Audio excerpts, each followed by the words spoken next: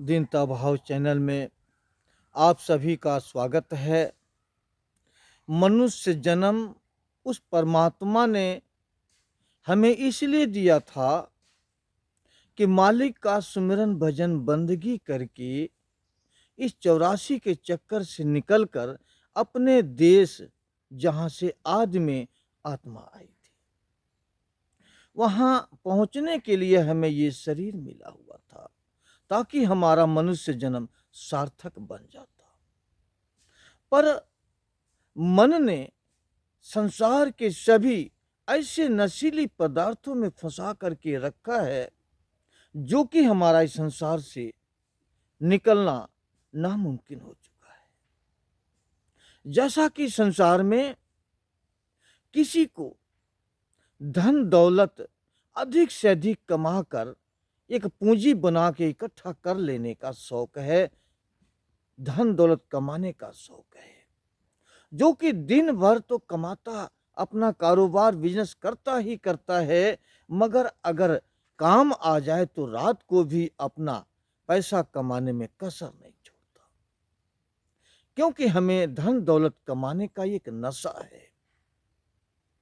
इसके बावजूद कितने लोग ऐसे हैं जो कि नौकरी चाकरी का जिनको मिला हुआ है, वो अपनी ड्यूटी तो ड्यूटी करते ही हैं, ड्यूटी का उन्हें तनख्वाह या मजदूरी तो मिलती ही मिलती है, मगर उनका ध्यान नौकरी कलम की ताकत पर एक रिश्वत लेकर के अधिक से अधिक धन दौलत कमा लेने का नशा उनको है। हमारा पगार जो मिलता है वो तो मिलेगा ही, उसकी हमें फिक्र नहीं है। हमें फिक्र तो उस चीज की है जो हमें रिश्वत के तौर से मिलती है, जो ऊपरी हमारी जो कमाई है। इसलिए हमें उस पैसे का नशा है, पैसा कमाने का नशा है। बहुत से लोगों का अच्छा कपड़ा पहनना, अच्छे आप से एक बड़कपन में रहने का नशा है। बहुत से लोगों को मीठ मछली खाने का नशा है। बहुत से लोगों को एक पराई स्त्री का नशा है, किसी को नौकरी चाकरी या किसी को राजनीति के पदवी का नशा है। हर व्यक्ति अपने अपने नशा में इस संसार में आकर व्यस्त हुआ पड़ा है। ऐसा नशा संसार में है अपने शरीर को सुख शांति पाने के लिए हम दूसरों को मांस आहार कर लेते हैं, दूसरों के गले पर हम छुरी चलाते हैं, हम छुरी चलाकर मांस बेचने का काम करते हैं, कसाई का काम करते हैं। हमें उस पैसा कमाने का ऐसा नशा है कि हमें ऊंच नीच का जरा भी सूझबूझ नहीं है। मन ने संसार में धन दौलत और माया को पैदा करने में, इसको अधिक से अधिक बटोरने का नशा में हमारी शुद्ध बुद्ध सब खो गया है। हमारी चेतना सत्ता भी इसी में चली गई है। चेतना सत्ता हमारी चेत नहीं करती, उचित अनुचित का ज्ञान नहीं रखती है। जबकि संसार में आकर हम ये सारे कर्म हमें मन ने कर्मों के आधार पर संसार का एक अंग बना करके हमें रखा हुआ है। यहां तक कि हम जितने नशीली पदार्थ हैं उसको भी सेवन करते हैं। किस भाव से करते हैं, जो कि हम एक उदाहरण के माध्यम से समझना चाहते हैं कि अगर कोई गंदी से गंदी जगह पड़ी हो, जो गंदगी हम ही ने की है, उस गंदी जगह को बराबर कर दिया जाए, उस पर नई मिट्टी डाल दी जाए और चारों तरफ से चबूतरा बना दिया जाए और उस चबूतरे पर एक मूर्ति रख दी जाए और मूर्ति रख करके उस मूर्ति पर फूल पत्ती दूध घी अगरबत्ती ये सभी कुछ चढ़ा दिए जाएं, एक झंडा गाड़ दिया जाए, उस पे कुछ रुपए पैसे भी चढ़ा दिए जाए, तो हम सब कुछ करके जो भी आएगा उस पर माथा टेकना शुरू कर देगा। जबकि हमने ईंट भी हम ही ने बनाया और हम ही ने पकाया है। सीमेंट या सरिया हम ही ने बनाया, मोरंग या पत्थर हम ही लाए। राजगिरी के द्वारा उस मंदिर को या उस चबूतरे को हम ही ने बनाया, मूर्ति को हम ही ने बनाया, उसका रंग कलर जो भी करना सब कुछ हम ही ने किया, और हम ही फिर उस मूर्ति के अंदर प्राण प्रतिष्ठा भी हम ही करते हैं। और आश्चर्य की बात यह है, मन का भ्रम देखिए कि हम ही फिर उसको इष्ट मान करके माथा भी टेकते हैं। ऐसी स्थिति में ऐसे एक पवित्र स्थान को बनाकर वहां सभी लोग आके माथा टेकते हैं।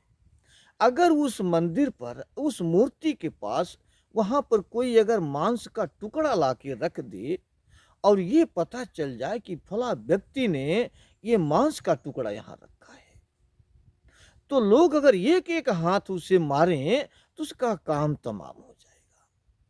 क्यों? कि मन ने ये जो धर्म का स्थापना जो स्थान का जो किया गया है, मन ने किया है जीवों को फंसाने के लिए।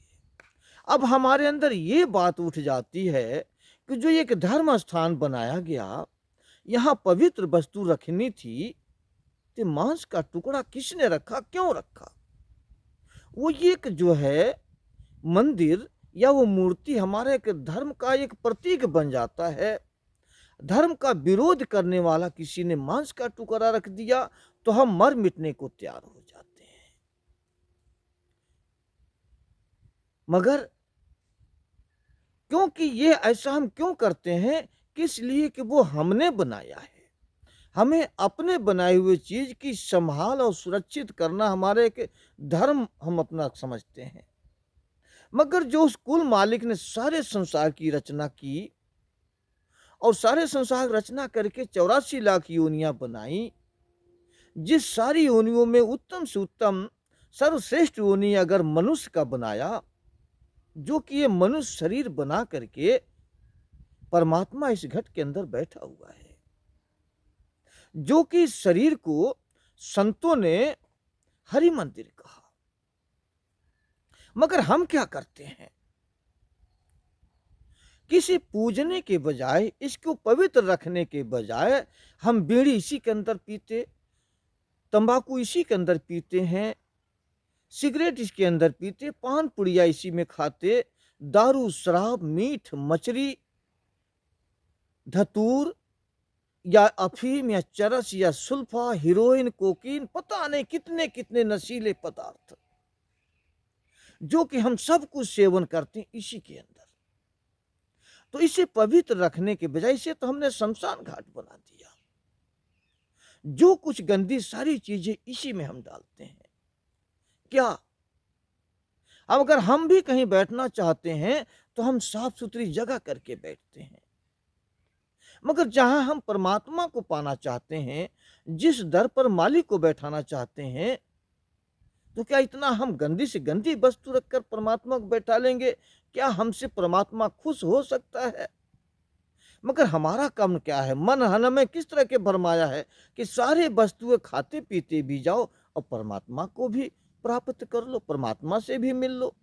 तो ये कैसे हो सकता है? मगर मन के भ्रम में हम फंसकर ये सारे कर्म करते हैं। जबकि दारू को ले लीजिए, अफीम को ले लीजिए, चरस को ले लीजिए, धतूरा को ले लीजिए, इतने नशीले पदार्थ ये नुकसानदायक हैं कि हमारे नशा करने से हमारा घर परिवार परेशान हो जाता है। क्योंकि हम नशा करके या तो कहीं घर में गिरे पड़े होते हैं या कहीं रास्ते खेत खरिहानों में गिरे पड़े होते हैं, जबकि लोग देख करके आके वरहना देते हैं कि भाई तुम्हारा परिवार का, तुम्हारा भाई, तुम्हारा लड़का रास्ते में गिरा पड़ा है। लोग हमें तमाम हमारे मुंह पर भी निंदा हमारी करते हैं, अनेक हमारी शिकायत करते हैं, मगर हमसे वो छूटता नहीं, हम दूसरे दिन फिर वही कार्य करते हैं। इससे इस ऐसा नशा कि हमसे मेरा परिवार छूट जाए तो छूट जाए, माता पिता छूट जाए, भाई छूट जाए, हमारा परिवार छूट जाए, हमारा समाज छूट जाए तो गंवारा है, मगर हम अपने अमल को नहीं छोड़ेंगे।